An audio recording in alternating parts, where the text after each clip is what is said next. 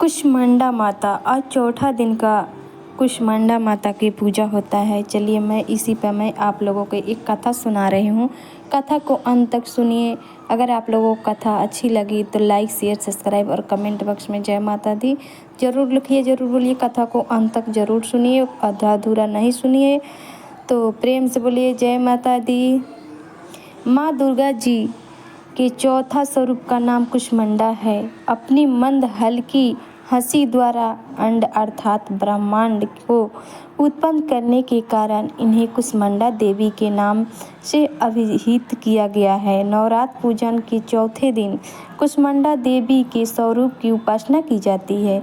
इस दिन साधक का मन अनाहत चक्र में अवस्थित होता है, अतः पवित्र मन से पूजा उपासना के कार्य में लगना चाहिए। माँ की उपासना मनुष्य को सहज भाव से भवसागर पार उतारने के लिए सर्वाधिक सुगम और श्रेयस्कर मार्ग है।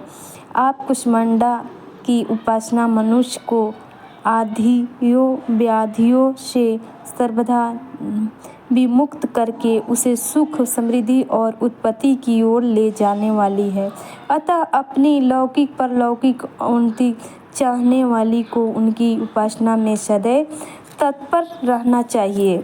चौथा अध्याय है। ऋषि बोले, अत्यंत वरकर्मिक इस दुरात्मा महिषासुर एवं उसकी सेना के देवी द्वारा मारे जाने पर इंद्र आदि देवतागण अपनी वाणियों द्वारा देवी जी को स्तुति करने लगे, जिसे देवी जी ने अपनी शक्ति से सारे जगत को व्याप्त कर लिया है, जिसका स्वरूप सभी देवताओं का समूह है। सभी देवता एवं महर्षि जिनकी पूजा किया करते हैं, उस अंबिका देवी को हम प्रणाम करते हैं।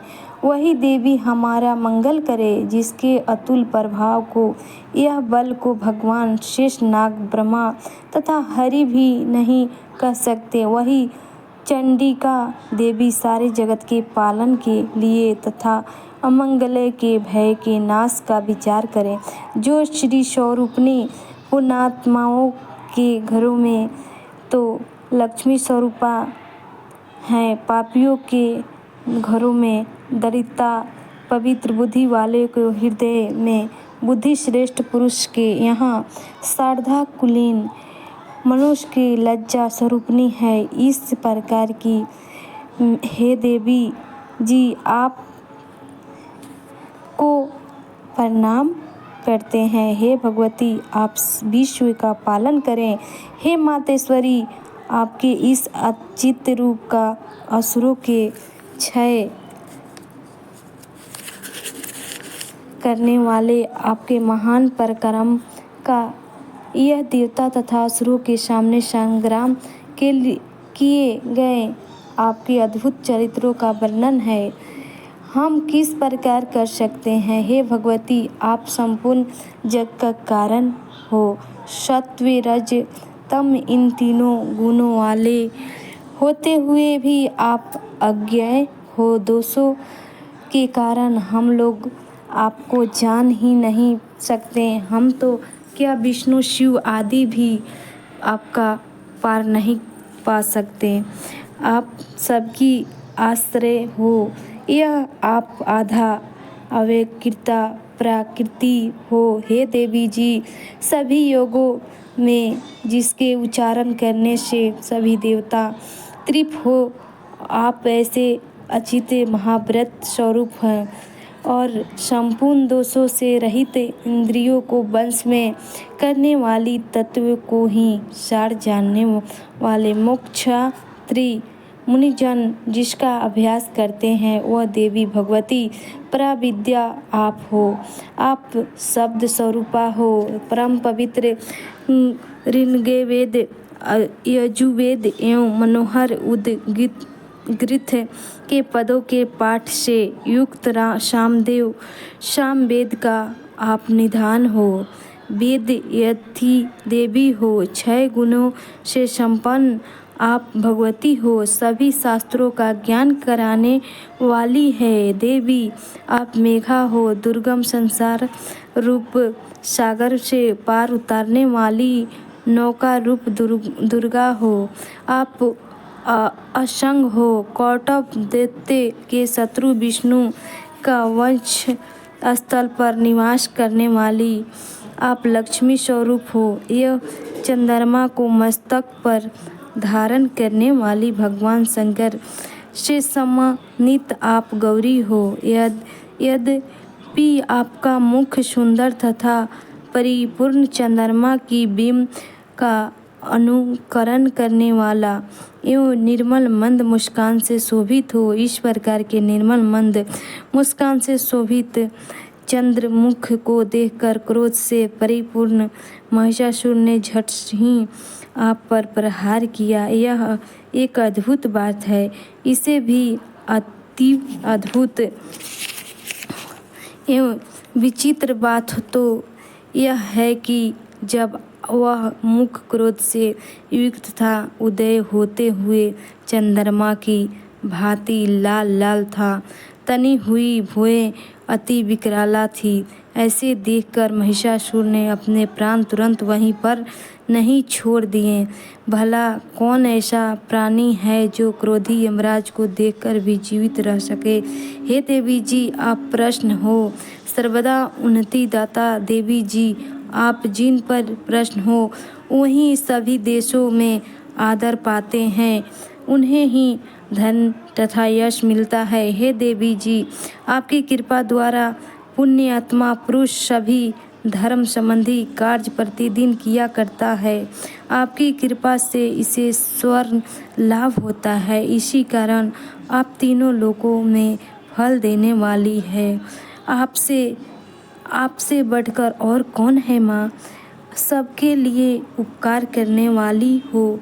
आप सर्वदा दयामयी हो। इन राक्षसों के वध करने से जगत सुखी हो। ये राक्षस कभी नरक के लिए चिरकाल तक भले ही पाप करते रहे हो। संग्राम में इनका वध आपने इसलिए किया कि मुझसे मारे हुए ये स्वर्ग चले जाएं। यही मन में रखकर हे देवी, आप पापियों का वध करती हो। आप असुरों को केवल देखने मात्र से भस्म क्यों नहीं करती? शत्रुओं पर शास्त्रों का प्रहार क्यों कर दिया करती हो?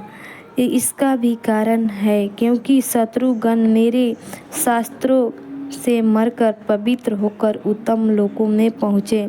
इस प्रकार आपके यह विचार अत्युत्तम है। आपका शील स्वभाव दुराचार्य के दुष्ट स्वभाव को निवृत्त करने वाला है और आपका रूप अचित्त है। इसके अन्य किसी के साथ तुलना ही नहीं है। शक्ति आपका पराक्रम तो देवताओं के पराक्रम को नाश करने वाला और दैत्यों का नाश करने वाला है। इसी प्रकार आप शत्रुओं पर भी दया किया करती हो।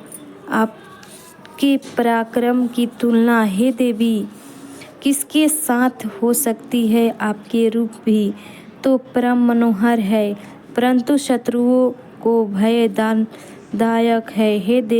हे वरदानीय त्रिलोकी भर में यह आप ही दिखाई देते हैं। हे देवी जी, शत्रुओं का नाश करके इस सारी त्रिलोकी की अपने रक्षा की। संग्राम भूमि में इन दैत्यों का विनाश करके उन्हें स्वर्ग में पहुंचा दिया और वहां हमारा भय भी दूर कर दिया, जो कि हमें उन्मत्त दानव डराया करते थे। हे माता, आपको नमस्कार है। हे देवी, हमारी शूल से रक्षा करें। हे अंबिके, खड्ग द्वारा हमारी रक्षा करें। हे घंटा के शब्द तथा धनुष की टंकार से भी हमारी रक्षा कीजिए। हे चंडिके, पूर्व पश्चिम दक्षिण में हमारी रक्षा करें। अपने त्रिशूल को घुमा कर उत्तर में भी हमारी रक्षा कीजिए।